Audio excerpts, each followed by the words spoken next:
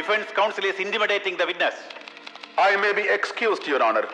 സാക്ഷി അനുഭവിക്കുന്ന മാനസിക പീഡനത്തെക്കുറിച്ച് ഞാൻ ചോദിച്ചു വന്നേ ഉള്ളൂ. May I? Yes, you may proceed. Thank you, Your Honor. ഒരുപാട് കാലം കോടതിയിലും വക്കീൽ ഓഫീസിലും കഴിച്ചുകൂട്ടിയ നിങ്ങൾ ഒരു സാധാ പോലീസ് സാക്ഷിയുടെ നിലയിലേക്ക് തരം താഴരുത് രാമനാഥൻ.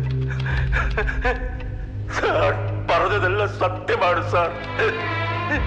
സത്യമാണ് sir. That's all, Your Honor.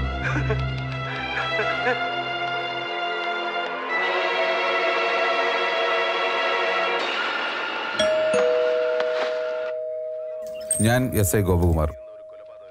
മധുവിന്റെ മരണത്തെക്കുറിച്ച് അന്വേഷിക്കാൻ വന്നതോ? അകത്തേക്ക് വരാലോ അല്ലേ? വരണം സാർ. ഈ കോടതി മുമ്പാകെ ബോധിപ്പിച്ചു കഴിഞ്ഞു. പവിത്രൻ, അതായത് നിങ്ങളുടെ ചേട്ടൻ പറഞ്ഞതിന് പ്രകാരമാണ് ആ ഗ്ലൗസ് അവിടെ കൊണ്ടിട്ടതെന്ന്. ഗ്രഹണം ബാധിച്ചാലും അതിനൊരു സമയമുണ്ട്. സൂര്യൻ ആ കറുത്ത മറവിട്ട് പുറത്തു വരും. അതുപോലെ തന്നെയാണ് സത്യവും. മൂടിവെക്കാം, വളച്ചൊടിക്കാം, പക്ഷേ ഒരു നാൾ ഒരിടത്തത് പുറത്തു വരും. Mister superintendent of police, shall I remind you something? It is quite unbecoming an officer. മരിച്ചുപോയ മധുവിന്റെ ആരാണ് താങ്കൾ? അച്ഛനാണ് സാർ. താങ്കൾക്കും താങ്കളുടെ കുടുംബത്തിനും ഒരു വലിയ നഷ്ടമുണ്ടായിരിക്കുന്ന ഈ സമയത്ത് കൂടുതൽ ചോദ്യങ്ങൾ ചോദിച്ച് ബുദ്ധിമുട്ടിക്കാൻ എനിക്ക് താല്പര്യമില്ല. നിങ്ങളെൻ്റെ ചോദ്യങ്ങൾക്ക് മറുപടി നൽകിയേ പറ്റൂ.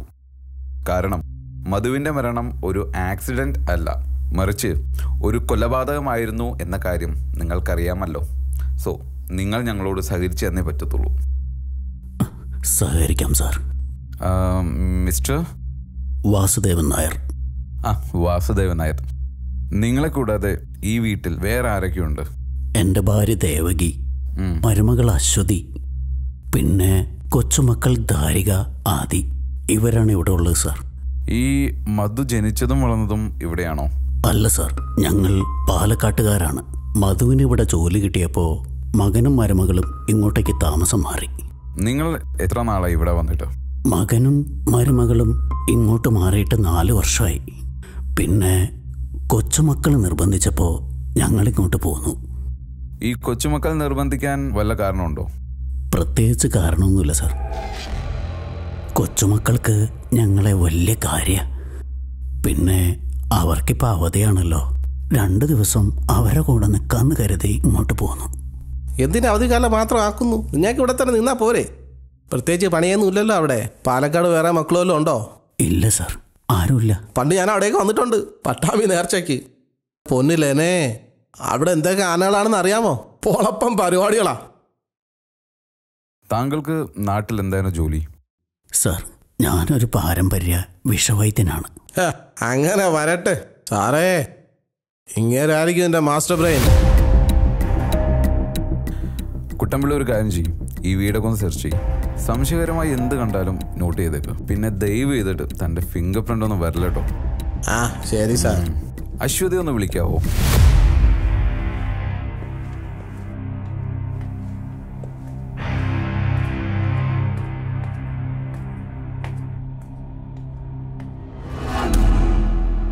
അശ്വതി എവിടെയെങ്കിലും പോവാൻ നിൽക്കാണോ?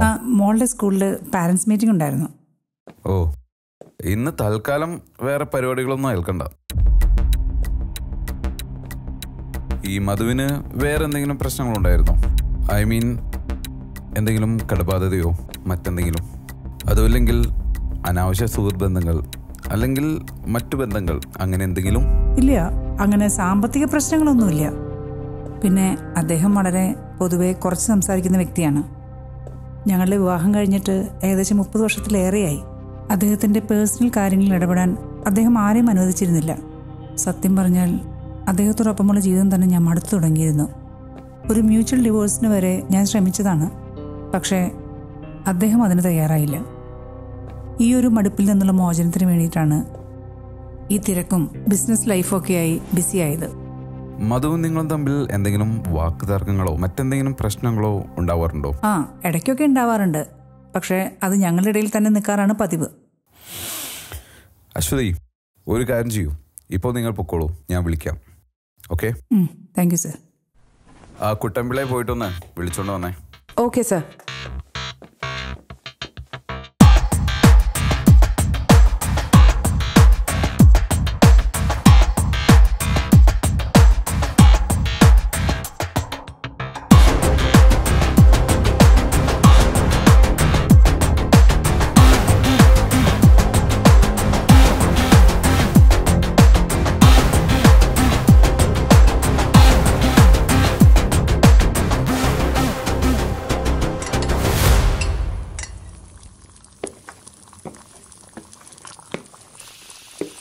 മരണമൊക്കെ കഴിഞ്ഞിട്ട് 4-5 ദിവസമല്ലേ ആയുള്ളൂ. ചിക്കൻ കറിയൊക്കെ വയ്ക്കാറായോ? ഉള്ളത് പറഞ്ഞാലേ ഈ തേങ്ങാപ്പാൽ ഒഴിച്ച ചിക്കൻ കറിക്ക് നല്ല ടേസ്റ്റാ. ഞങ്ങൾ പാലക്കാട്ടുകാരാ. കുമ്പളങ്ങിട്ടാണ് ചിക്കൻ കറി വെക്കാറ്. അതിന് പ്രത്യേക ഒരു ടേസ്റ്റാ. തിരുവനന്തപുരത്തെ തേങ്ങയും പാലക്കാട്ടത്തെ കുമ്പളങ്ങ് രണ്ടും നല്ലതാ. സാർ അന്വേഷിക്കുന്നു.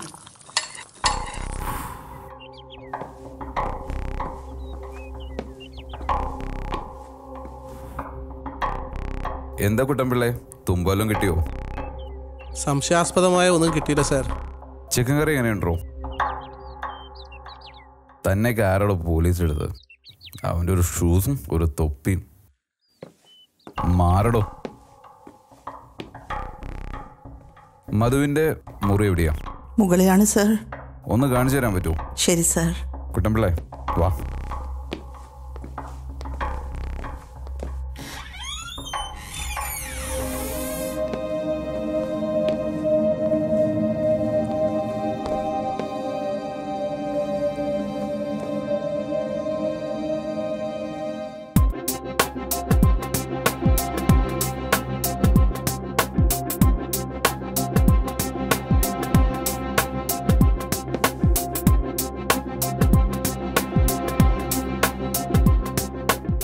മധു ആസ്മ രോഗിയായിരുന്നോ? അതെ സർ, ആസ്മ രോഗിയായിരുന്നു. എന്നിട്ടാണ് അങ്ങനെ ഇതെല്ലാം വലിച്ചു കയറ്റിയത്. കുട്ടമ്പിള്ളേ, ആ കബോർഡ് ഒന്ന് ഓപ്പൺ ചെയ്ത് നോക്കിയേ.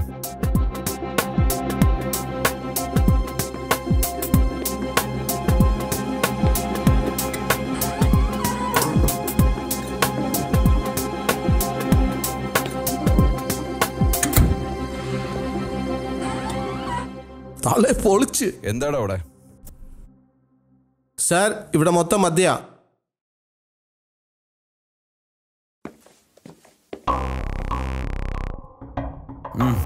സാറേ, തെളിവിനൊന്ന് എടുക്കട്ടാ. താനത് അടച്ചിട്ടിങ്ങ വന്നേ.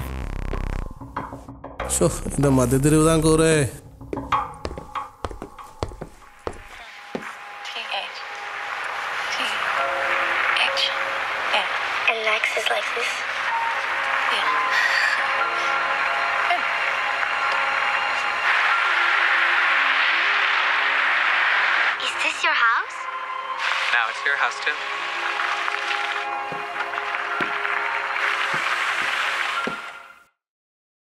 മോളെ, ഗംഭീര സിനിമയ്ക്കാണല്ലോ മോള് കാണുന്നത്.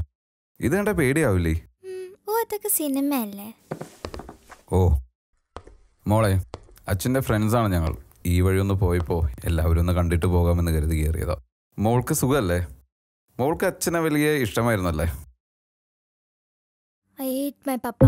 I'll ചീത്തയാ. അതെന്താ? മോൾക്ക് അങ്കിളിനോട് പറയാൻ ബുദ്ധിമുട്ടുണ്ടോ? ഒരു കാര്യം ചെയ്യും, എല്ലാ ആൻറ്റി അടുത്ത് പറഞ്ഞാൽ മതി. ലെന, എല്ലാം ഒന്ന് ചോദിച്ച് മനസ്സിലാക്കണം. ഓക്കെ?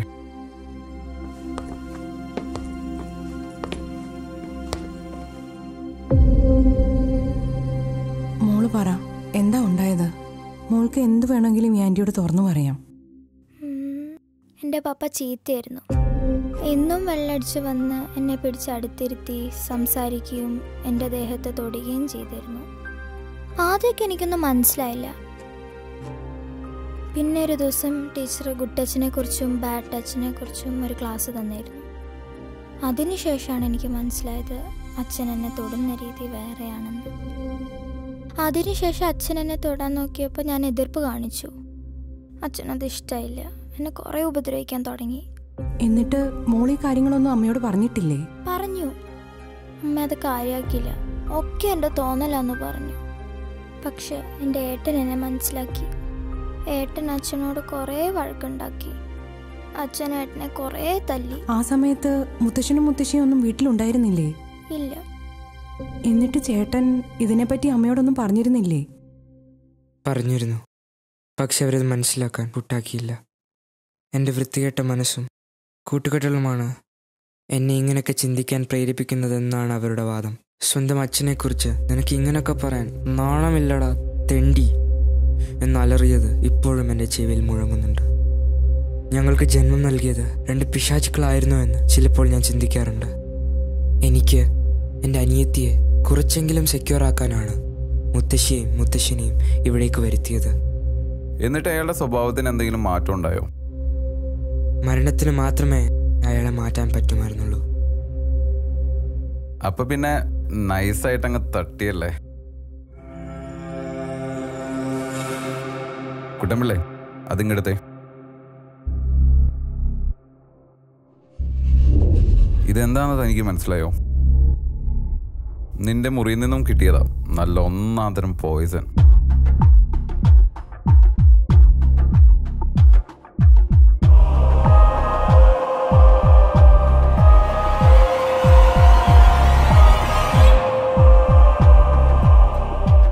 സാധാരണ സ്കൂളുകളും കോളേജുകളിലും കെമിസ്ട്രി ലാബിലാണ് ഇത് കാണാറുള്ളത്. ആദ്യം BSc കെമിസ്ട്രി ആണല്ലേ?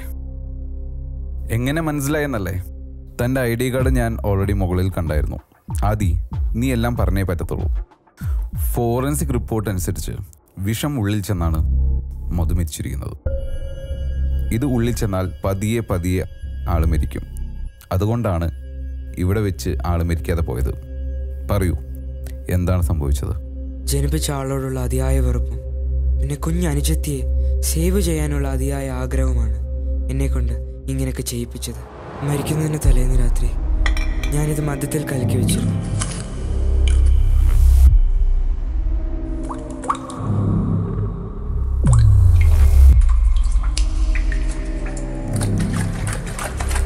അയാൾ അന്ന് തന്നെ അത് കുടിക്കുമെന്നാണ് ഞാൻ കരുതിയത്.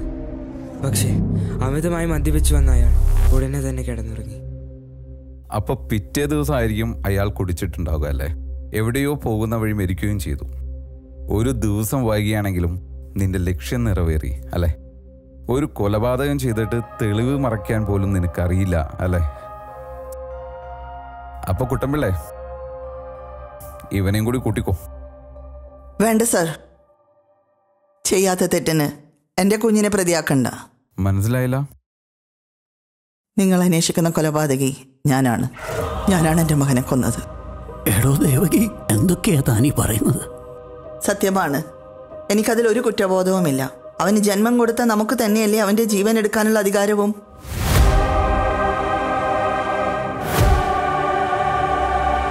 നിങ്ങൾ രണ്ടുപേരുമോ? എന്താ നിങ്ങൾ ഉദ്ദേശിക്കുന്നേ? ഞങ്ങളാണ് ആ കൊലപാതകം ചെയ്തത്. ആദിമോൻ പറഞ്ഞതൊക്കെ സത്യമായിരിക്കും. പക്ഷേ ആദിമോൻ കലക്കിയ വിഷം കുടിച്ചെല്ലാം അത് മരിച്ചത്. പതിപോലെ ഞാൻ കാപ്പിയുമായി മുറിയിൽ ചെല്ലുമ്പോൾ അവൻ മദ്യപിക്കാനുള്ള ശ്രമത്തിലായിരുന്നു.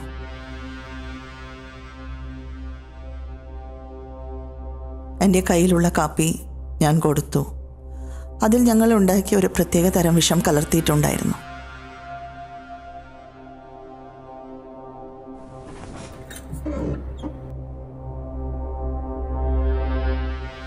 ആ കാപ്പി കുടിച്ചാണ് മധു മരിച്ചത്.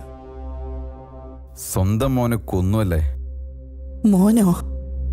അവനോ? സ്വന്തം മോളെ?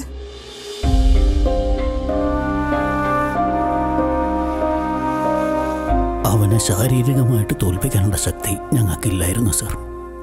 ഒരുപാട് ഉപദേശിച്ചു നോക്കി, ഒരു ഫലം ഉണ്ടായില്ല സർ. ഞങ്ങളുടെ ജീവിതം ഏകദേശം തീരാറായി.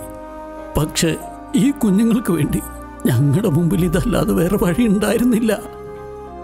നിയമത്തിന് മുമ്പിൽ ഞങ്ങൾ തെറ്റുകാരായിരിക്കാം, പക്ഷേ ഈശ്വരന്റെ മുമ്പിലല്ല.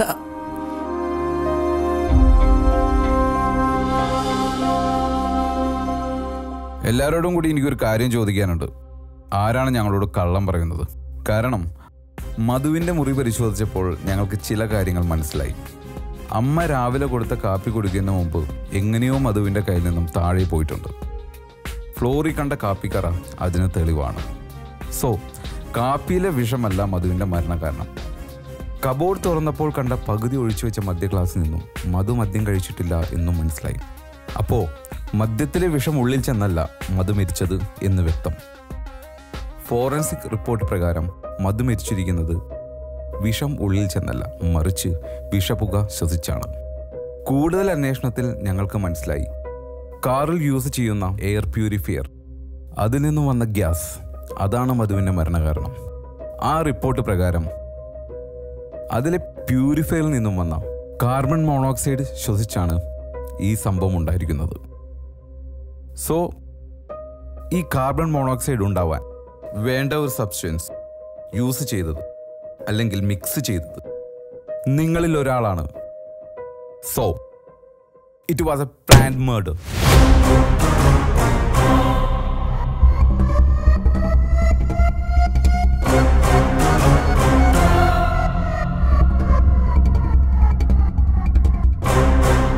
ഒരു കൊച്ചു കൊലപാതകി, അതിലും കുറച്ചുകൂടെ മുകളിൽ നിൽക്കുന്ന മറ്റൊരു കൊലപാതകി, പക്ഷേ അതിലും വളരെ ബ്രില്യൻ്റായി മാറിയ മറ്റൊരു കൊലപാതകി. അശ്വതി, പറയൂ, ഇനി നിന്റെ ഊഴമാണ്. ഞാൻ പ്ലാൻഡായി ചെയ്തതല്ല സർ. എന്നെ കൊല്ലാൻ ശ്രമിച്ചയാൾ സ്വയം വീണതാണ്. മനസ്സിലായില്ല? മധു മരിക്കുന്നതിൻ്റെ തലേ ദിവസം ആമസോണിൽ നിന്നും അയാൾ ഒരു കാർ എയർ ഫ്രഷ്നർ ഓർഡർ ചെയ്തിരുന്നു. എൻ്റെ മകളാണത് കളക്ട് ചെയ്തത്. പിറ്റേ ദിവസം രാവിലെ പതിവില്ലാത്തവണ്ണം വളരെ സ്നേഹത്തോടെ എന്നെ വിളിച്ചിട്ട് ഞാൻ ഒരെണ്ണം ഓർഡർ ചെയ്തപ്പോൾ 2 എണ്ണം വന്നുവെന്നും അതിലൊരെണ്ണം നീ നിൻ്റെ കാറിൽ വെച്ച് ഉപയോഗിച്ചോളാൻ പറഞ്ഞ് എനിക്ക് തന്നു.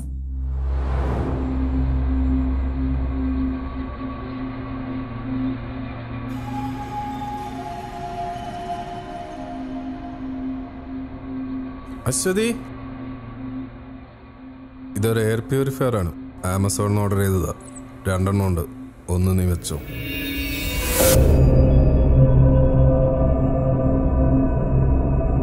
അപ്പോൾ തന്നെ എനിക്കൊരു സംശയം തോന്നിയിരുന്നു.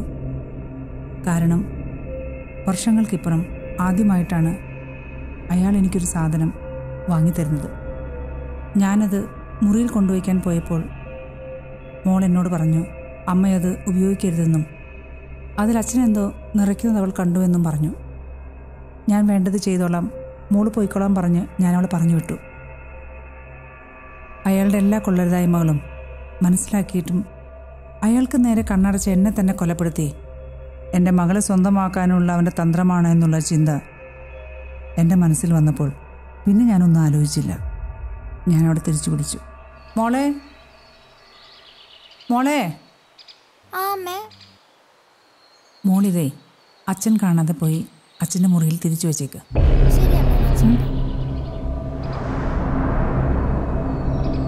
ചെയ്തുപോയ തെറ്റുകൾക്കെല്ലാം പ്രായശ്ചിത്തമായി. അയാളുടെ മരണകാരണം ഞാൻ തന്നെ ആകട്ടെ എന്ന് വിചാരിച്ചു. എൻ്റെ പ്ലാൻ അത് വിജയിക്കുമോ എന്ന് എനിക്ക് വലിയ ഉറപ്പില്ലായിരുന്നു. ഞാൻ തിരിച്ചു വെച്ച ആ ബോട്ടിൽ അന്ന് അയാൾ എടുക്കാതെ പോയിരുന്നെങ്കിൽ അയാൾ മരിക്കില്ലായിരുന്നു. മോളെ, അമ്മ പറഞ്ഞത് സത്യമാണോ? അച്ഛൻ അന്ന് രാവിലെ ബോട്ടിൽ എന്തോ മിക്സ് ചെയ്യണതും അത് അമ്മയ്ക്ക് കൊടുക്കണതും ഞാൻ കണ്ടു. ഞാൻ ഈ കാര്യം അമ്മയോട് പറഞ്ഞു. കുറച്ച് കഴിഞ്ഞ് അമ്മ എന്നെ തിരികെ വിളിച്ച് ആ ബോട്ടിൽ റൂമിൽ തിരിച്ചു വയ്ക്കാൻ പറഞ്ഞു. ഞാൻ ആ ബോട്ടിലും കൊണ്ട് ചെന്നപ്പോൾ അച്ഛൻ ആരോടോ ഫോണിൽ സംസാരിച്ച് പുറത്തു പോകാൻ തുടങ്ങുമായിരുന്നു. നീ എന്തിനാ ഈ ബോട്ടിൽ പിടിച്ച് നടക്കണമെന്ന് പറഞ്ഞിട്ട് ആ ബോട്ടിലും വാങ്ങി അച്ഛൻ പുറത്തേക്ക് പോയി. അപ്പൊ ചുരുക്കം പറഞ്ഞ അയാൾ കുഴിച്ച കുഴിയിൽ അയാൾ തന്നെ വീണു. അശ്വതി, ഒരു പോലീസുകാരിയായിട്ടല്ല, പക്ഷെ ഒരു സ്ത്രീ എന്ന നിലയ്ക്ക് പറയുവാണെങ്കിൽ ഈ പ്രശ്നങ്ങളൊക്കെ ഉണ്ടായത് നിങ്ങൾ ഒരാളുടെ കയ്യിലിരിപ്പ് കൊണ്ട് മാത്രമാണ്. നിങ്ങൾ ഉലകം ചുറ്റി നടന്ന സമയത്ത് എപ്പോഴെങ്കിലും നിങ്ങളുടെ മക്കളുടെ കാര്യം ശ്രദ്ധിച്ചിരുന്നെങ്കിൽ ഇന്ന് ഈ അവസ്ഥ ഈ വീട്ടിലുണ്ടാവില്ലായിരുന്നു. നീ ഉൾപ്പെടെ ഇവിടെ ഇരിക്കുന്ന എല്ലാവരും ഒരു തരത്തിൽ അല്ലെങ്കിൽ മറ്റൊരു തരത്തിൽ ഈ കൊലപാതകത്തിൽ പങ്കുള്ളവരാണ്. കുറച്ചുകാലം എല്ലാവർക്കും അകത്തുപോയി കിടക്കാനുള്ള ഒരു വകുപ്പൊക്കെ ഉണ്ട്.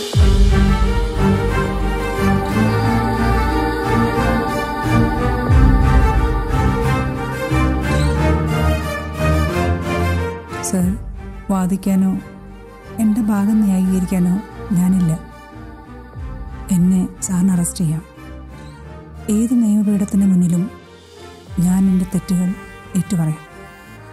ഒരു ഉപകാരം ചെയ്യണം, ബാക്കിയുള്ളവരെ വെറുതെ വിടണം. അവരിനിയെങ്കിലും കുറച്ച് മനസ്സമാധാനത്തോടെ ജീവിച്ചോട്ടെ. അവർക്ക് വേണ്ടി ഇത്രയെങ്കിലും ചെയ്യാൻ കഴിഞ്ഞു എന്നുള്ള ചിന്തയിൽ എനിക്ക് ഭരിക്കാം.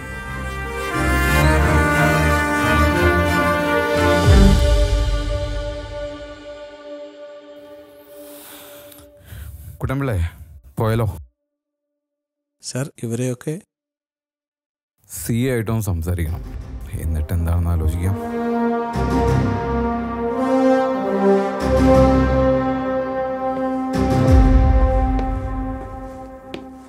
മിസ്റ്റർ ഗോപകുമാർ, താങ്കൾ എത്തിയോ? ഇരിക്കടോ. Thank you sir. Congratulation Gopan, തന്റെ ഒഫീഷ്യൽ ലൈഫിൽ ഒരു പൊൻതൂവൽ കൂടിയല്ലേ? ഒറ്റ ദിവസം കൊണ്ട് കേസ് തെളിയിച്ചു. Great job. Thank you sir. അത് പോട്ടെ, ഓഫീസിൽ വരാതെ എന്താ ഇവിടെ വെച്ച് കാണാന്ന് പറഞ്ഞ്? Anything confidential? ഉണ്ട് സർ. ഞാൻ ആ സ്ത്രീ ഇതുവരെ അറസ്റ്റ് ചെയ്തിട്ടില്ല, പ്രതിപട്ടികയിൽ ചേർത്തിട്ടുമില്ല.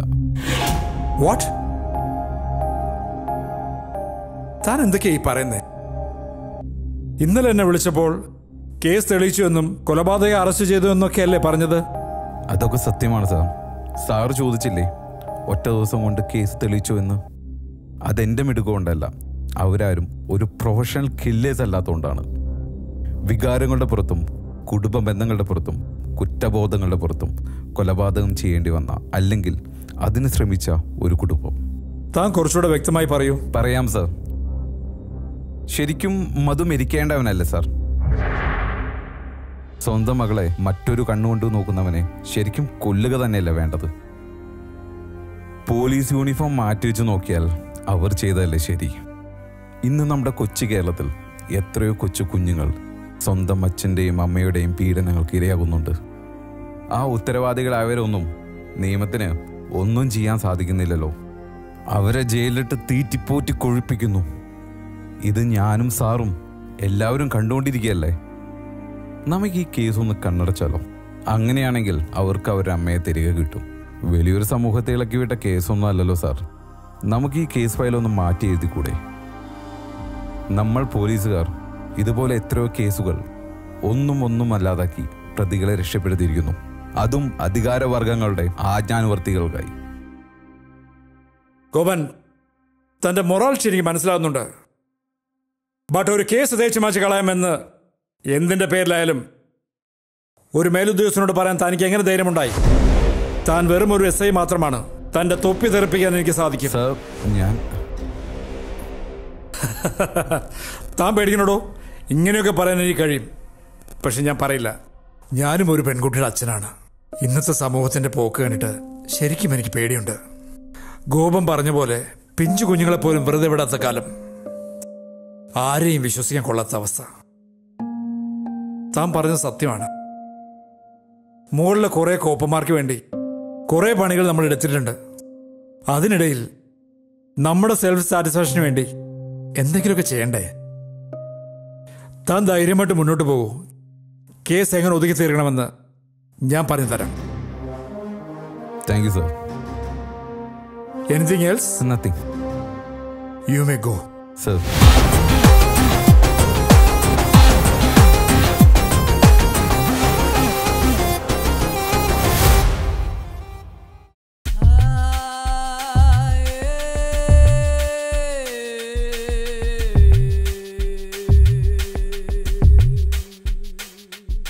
Gopan. Gopan baby. Baby, what happened? Where are our kids? They already slept. What happened to you? ഇന്നലെ അവസാനിപ്പിച്ച ആ കേസ് അതെന്നെ വല്ലാതെ ഹോണ്ട് ചെയ്യുന്നുണ്ട്. What? മധുവിൻ്റെ മരണം ഒരു ആക്സിഡന്റ് ആണെന്നാണ് ഞങ്ങൾ ആദ്യം വിചാരിച്ചത്. Yeah, but that's already finished, right? No, Madhu ഓഫീസിൽ പോകുന്ന വഴിക്കാണ് ആ ഇൻസിഡന്റ് ഉണ്ടായത്. കൂടുതൽ അന്വേഷണത്തിൽ ഞങ്ങൾക്ക് മനസ്സിലായി ഈസ് നോട്ട് ആൻ ആക്സിഡന്റ്, അതൊരു കൊലപാതകമാണെന്ന്. അങ്ങനെയാണ് ഞങ്ങൾ അവരുടെ വീട്ടിൽ പോകുന്നത്. Oh, I see. Then? ദ്വാരിക പറഞ്ഞനുസരിച്ച് മധു 2 കുപ്പികളാണ് വിഷം നിറച്ചിട്ടുള്ളത്. അതിലൊരു കുപ്പി ഞങ്ങൾക്ക് ആക്സിഡന്റ് സ്പോട്ടിൽ നിന്ന് തന്നെ കിട്ടി.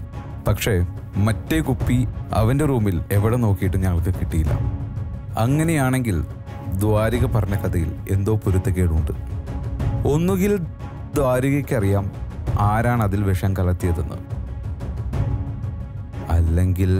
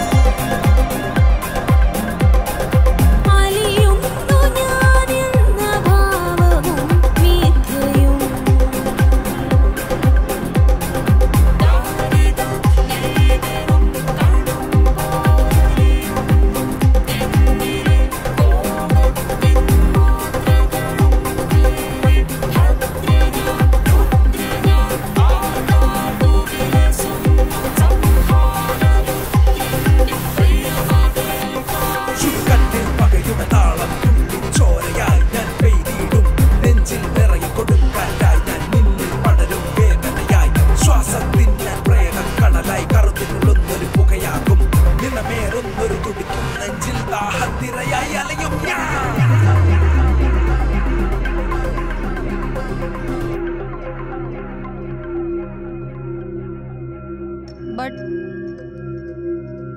how you are so sure that girl is a culprit?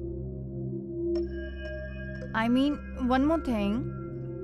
I wonder how that girl got that substance which convert that air freshener into,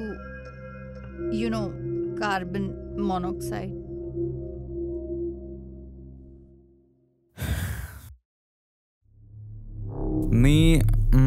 Parikshit മഹാരാജാവിൻ്റെ കഥ കേട്ടിട്ടുണ്ടോ? മരണത്തെ ഭയന്ന് കടലിന് നടുക്ക് കൊട്ടാരം കെട്ടിയ പരീക്ഷിത് മഹാരാജാവിൻ്റെ കഥ.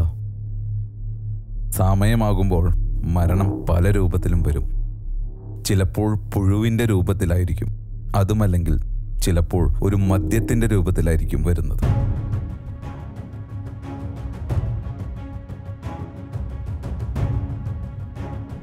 Can I ask you one question? മരിച്ചുപോയ മധുവും നീയും തമ്മിൽ എന്തായിരുന്നു ബന്ധം?